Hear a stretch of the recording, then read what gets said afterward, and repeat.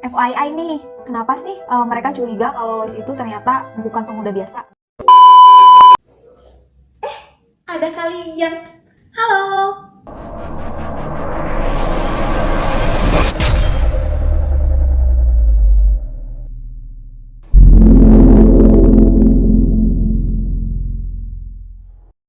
Halo Arabe Squad, kita ketemu lagi nih. Kemarin kita udah ceritain Giselle part 1. Sampai mana ya? Karena dia takut dikenali oleh teman-temannya. Bukan ini. Nah, bangsawan yang barusan saja pergi. Bukan. Ku menangis, membayangkan betapa kejamnya dirimu atas diriku. Bukan juga. Seluruh penduduk desa pun merasa sedih akan kepergian Giselle, terutama Bert, ibunya Giselle. Ia sangat merasa kehilangan putri satu-satunya yang sangat ia cinta. Nah, ini. Oke, kita lanjut ke Giselle part 2 ya. Selamat menyaksikan. Di sisi lain, ibunya Giselle mengkhawatirkan kebenaran sebuah mitos, yaitu mitos hantu Willis. Giselle dimakamkan di pemakaman yang terletak dalam sebuah hutan. Pada malam harinya, Hilarion sangat merasa sedih, dan Hilarion pun memutuskan untuk pergi mengunjungi makam Giselle, memberikan sebuket bunga. Nah, ketika si Hilarion ini mau pulang, ia dikejutkan oleh keberadaan hantu Willis yang diketuai oleh Myrtha. Myrtha itu terkenal sebagai Ratu Hantu Willis yang sangat tidak ada belas kasihan. Mereka selalu menghantui hutan dan memaksa siapapun yang mereka temui untuk menari sampai kelelahan dan akhirnya menceburkan mereka ke danau, termasuk Hilarion. Hilarion pun dipaksa oleh Willis untuk menari sampai kelelahan dan ia pun semakin tersesat jauh ke dalam hutan. Kemudian ketika ia sudah tidak memiliki tenaga lagi, mereka menceburkan Hilarion ke dalam danau.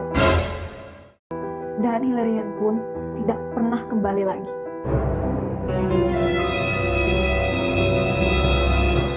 Setelah itu, Myrtha dan Willis pun datang ke makam Giselle dan memasukkan Giselle ke dalam kelompok Willis.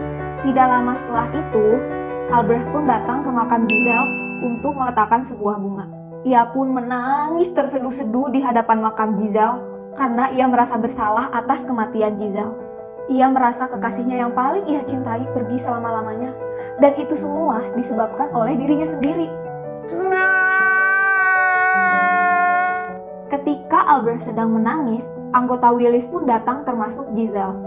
Kemudian Myrtha, si ketua Willis yang kejam itu, memaksa Albrecht untuk menari sampai kelelahan seperti yang ia lakukan kepada Hilarion.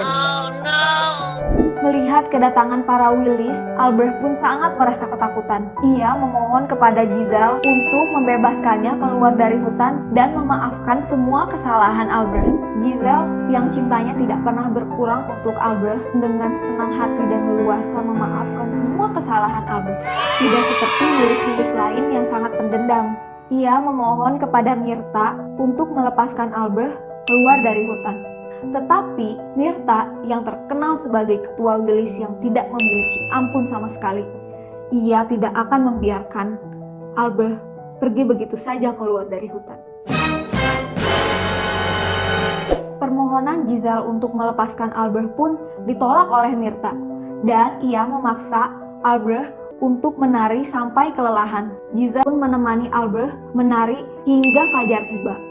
Karena ketulusan hatinya, Giselle pun berhasil untuk memutuskan rantai yang membelenggu para Willis atas kebencian dan rasa pembalasan mereka.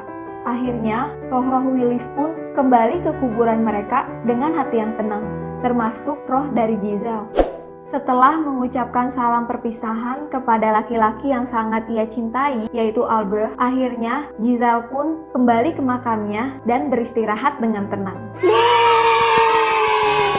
Nah, begitulah akhir dari cerita balet Giselle.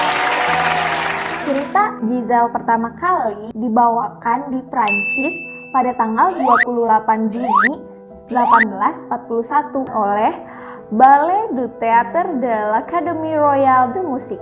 Koreografer yang menata pementasan tari Giselle ini yaitu adalah Jean Caroline dan Jules Perrot.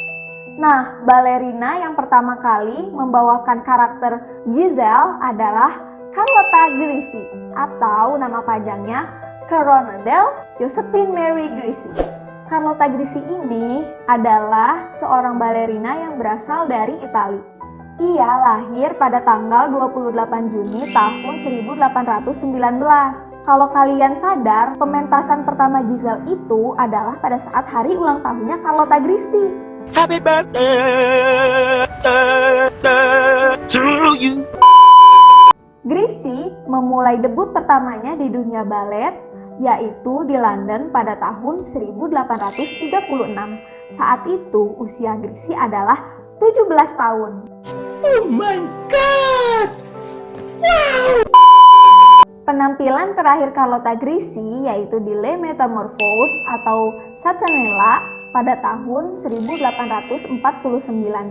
Dan koreografernya pada saat itu adalah Paul Tocqueville. Dan Carlotta Grisi wafat pada tanggal 20 Mei tahun 1899 menjelang ulang tahunnya yang ke-80 tahun. Kalau kalian suka dengan cerita balet seperti ini, kalian bisa request cerita balet apa sih yang akan kita bawakan selanjutnya dengan cara DM Instagram kami. Ini dia alamat Instagramnya. Nah, jangan lupa untuk subscribe channel Arabes serta nyalakan lonceng notifikasinya supaya nggak ketinggalan video kita selanjutnya. Oke? See you in the next video. Bye-bye!